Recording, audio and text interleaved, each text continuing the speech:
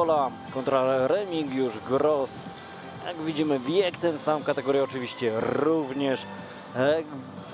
4 cm lepszy zasięg powinien. Danie główne dzisiejszej gali. Zgola. Sędzią głównym Piotr Jarosz. Kategoria 86 kg, ale powiedzmy sobie, panowie wyglądają na znacznie więcej dzisiaj tych kilogramów. Zobaczymy tylko. Chyba troszkę wody już nabrali. Tak, masa zdecydowanie już nabrana. Tylko pytanie, czy będą wolni jak hipopotam, czy szybcy jak nosorożec? Od razu próbuje osłabić nogi Remigiusza Grossa, zawodnik z Radomia. Bardzo mocnym bokserem jest Remigiusz Gross. Tak, tutaj To, co potrafi robić najlepiej, to są właśnie... Dużo tych ciosów, tylko żeby te ciosy nie wróciły jak bumerang. Trzeba pamiętać również Tak, może o obronie. troszeczkę zbędnie podpalił się Remik. Wow, piękne obalenie w tej chwili.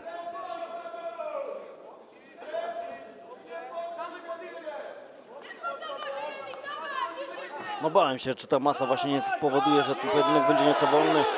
Nawet porównałem pan do hipopotamów, ale absolutnie tutaj tego hipopotama nie ma. Tutaj jest naprawdę dużo dynamiki, dużo siły w tych ciosach. Zobaczymy, jak długo te dynamika panowie będą potrafili utrzymać. Tak, oczywiście, no w tej kategorii, przy takiej masie, przy takim płaszczu mięśni musimy pamiętać o tym, że to też również trzeba dotlenić. Tak, ustabilizuj pozycję na spokojnie. Na palcach z tyłu usiądź, biodra do przodu i podrywaj na jeden cios.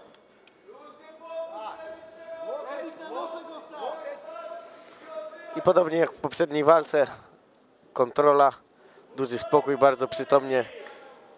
Teraz zapracował łokciem Mateusz Gola. Widzimy tutaj, że klatka troszkę ucierpiała. Zostali panowie przeniesieni bardziej pod siatkę i ruszamy dalej. Na palce z tyłu, biodra z przodu. Tak, podduszaj i powinien się kręcić. Próbuje Remigiusz Gross tymi biodrami pracować, szukać jakiejkolwiek drogi ucieczki z tego parteru. Ale póki co bardzo dobra, przytomna kontrola zawodnika popularnego RKT Radom.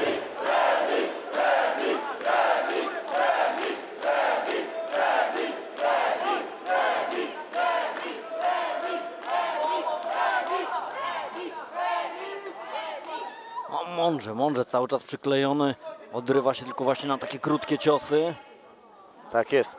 To jest coś, o czym wspominają i każdy młody zawodnik jak mantrę na początku swoich treningów to słyszy od trenera: najpierw pozycja i kontrola, a później ciosy. No i bardzo widzimy, że szanuje tę pozycję Mateusz Gola.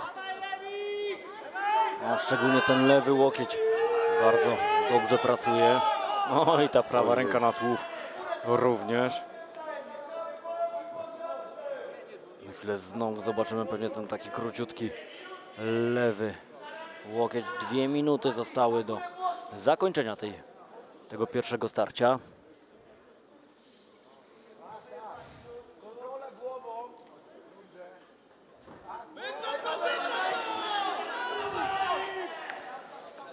Każda próba ucieczki, wysunięcie się jest neutralizowana przez zawodnika RKT Radom w naprawdę imponujący sposób. 1,5 minuty tej rundy nam zostało. Zobaczymy, czy popularny Remik zdoła troszeczkę losy tej walki przechylić na swoją korzyść.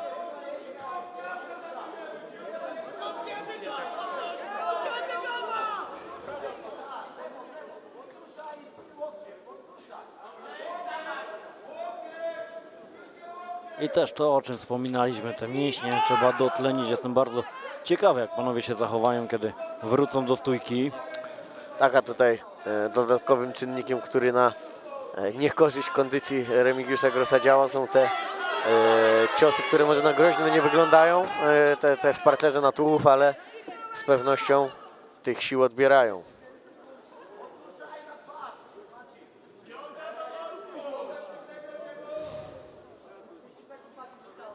Tą otwartą gardą stara się jakoś Gross pracować.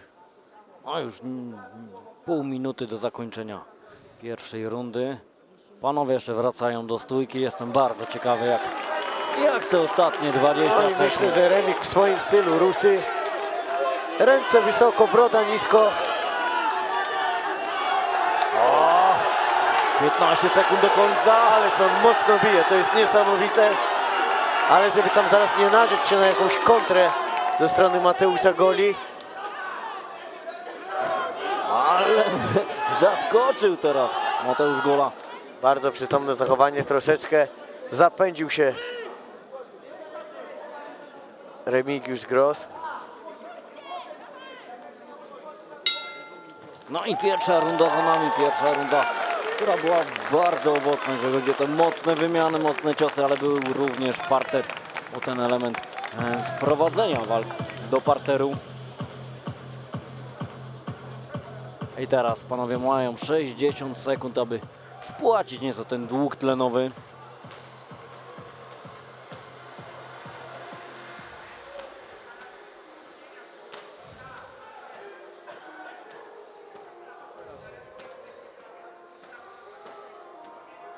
No i w drugiej rundzie raczej nic się nie zmieni. Remig Gross będzie szukał mocnych wymian, będzie w tej stójce wywierał presję, a Mateusz Gola będzie starał się ponownie tę walkę do parteru przenieść i skontrolować. Widzimy, naprawdę widać ten background bokserski u Remiga Grossa. Tam nie ma cepów, nie ma jakichś przypadkowo rzucanych weselniaków, wszystko dokręcone, wszystko mocne.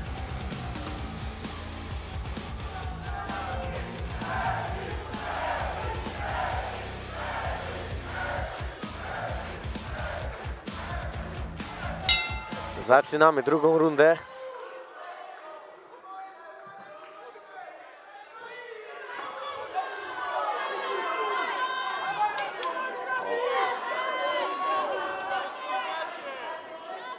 Nonszalancko, lewa ręka opuszczona. Wydaje mi się, że Remig trochę chce teraz podpuścić przeciwnika, żeby to on poszedł do przodu i nadział się na któryś z ciosów.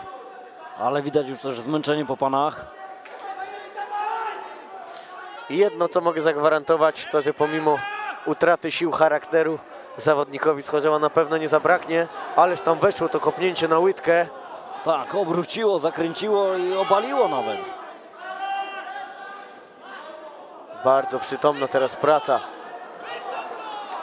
No i musi aktywniej się bronić, musi się aktywniej bronić. Wydaje mi się, że tam któryś z tych młotków naprawdę mocno wstrząsnął Remigiem Grossem. No ale to są dla niego bardzo złe informacje, ponieważ 4 minuty do zakończenia tego drugiego starcia. Mamy tutaj pełny dosiad. Pójście po balachę. Wydaje mi się, że spory błąd. Tak, Trzeba było tę pozycję szanować.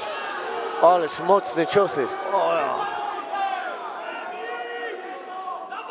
Musi się bardziej bronić, ponieważ sędzia... Koniec. Tak jest, Piotr Jarosz był bardzo blisko i wkracza między panów, stopując ten pojedynek w rundzie drugiej.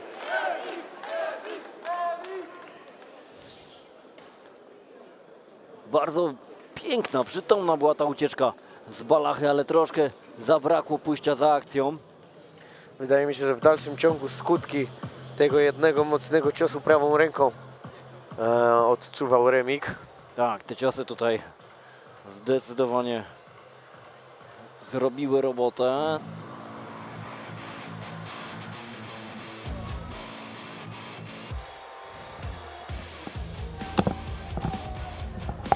Zobaczmy na tej powtórce jeszcze te potworne bomby, które spadały na głowę Remigiusza Grossa. No i tak, słuszna decyzja tutaj Piotra Jarosza, sędziego głównego, aby zastopować ten pojedynek. Ach, potężne, naprawdę bombardowanie w wykonaniu Mateusza Goli.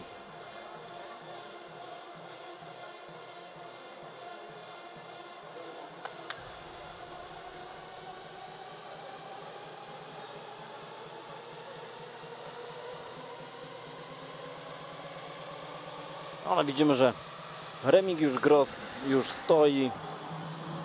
Wiadomo, jest wymęczony, jest wycieńczony. No i te ciosy, które przyszło mu przyjąć, na pewno jeszcze szumią, ale jest w pełni świadomy. Zmierza na oficjalny werdykt. Jeszcze piękny obrazek wzajemnego szacunku. Naprawdę, panowie, wielkie brawa. Bardzo dobra wojna, godna miana walki wieczoru.